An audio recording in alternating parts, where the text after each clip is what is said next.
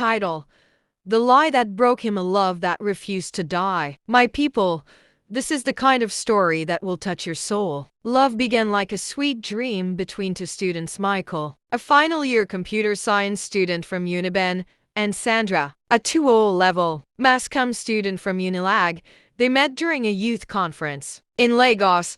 Nothing serious at first, just casual smiles and brief conversations. But you know how love works, Abby? From one evening chat, to long phone calls, to video calls that stretched into the midnight, they fell deeply. I wish we were in the same school, Sandra whispered one night during a call. Michael smiled.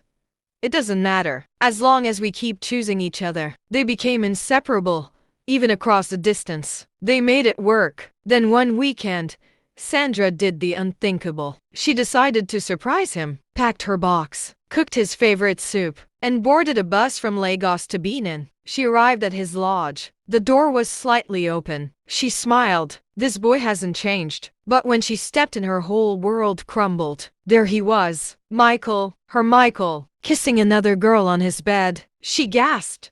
He turned. Sandra. She ran. He followed barefoot, begging, Sandra, please? It's not what you think. But she was gone. Tears in her eyes, pain in her chest. That night, on her way back to Lagos, the bus crashed. Sandra woke up in a hospital, bruised, battered, but alive, and pregnant. The doctors checked her phone. They called Michael. He came running, crying like a child, shaking from guilt. But Sandra, she looked at the doctor and made a deadly request. Tell him I didn't survive. Let him think I died. The doctor was shocked. Why? Because I want him to feel what I felt. And that, my people, was how Michael died emotionally. 6 years passed. He mourned her, built his life on regret, loved no one else, until fate brought him face to face with a little girl, with Sandra's eyes. Sandra disappeared from that world. She changed her number, moved to Port Harcourt to stay with an aunt. She kept the pregnancy, delivered a beautiful baby girl named Zara. For 6 years, she raised her child alone, hiding from everyone, until fate decided to stir things again. It was a regular Saturday in a shopping mall in Lagos. Michael, now a thriving business consultant, was shopping for a friend's wedding gift when a little girl, about 5 years old, bumped into him. Sorry, sir, the girl said politely. Michael smiled. She looked strangely familiar. Something in her eyes, her nose, even the dimple.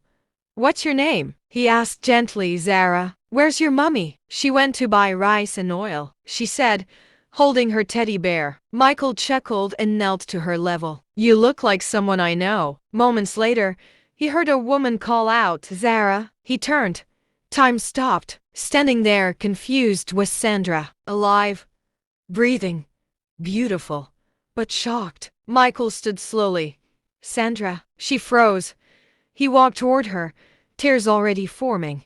But they told me you died. I begged them to lie. Why? She looked down. Because you broke me. The mall was spinning in his head. Emotions rushed in like floodwater. You mean she's mine? Sandra nodded.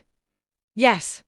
She's your daughter. He broke down, right there in the middle of ShopRite, crying. He begged. He pleaded.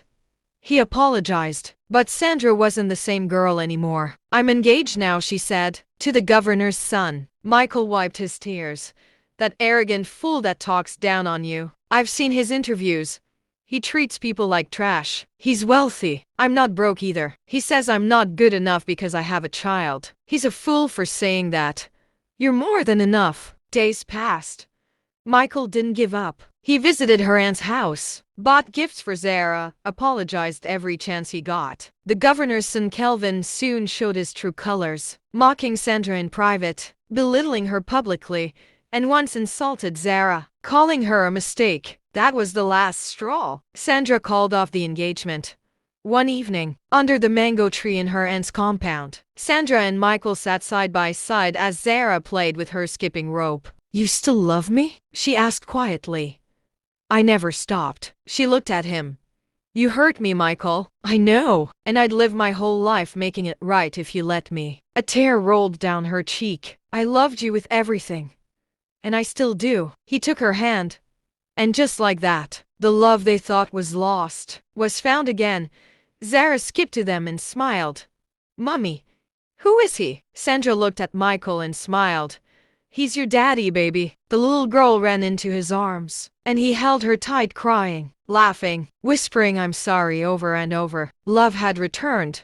Not perfect, not without scars, but real. And this time, it was for good. The end.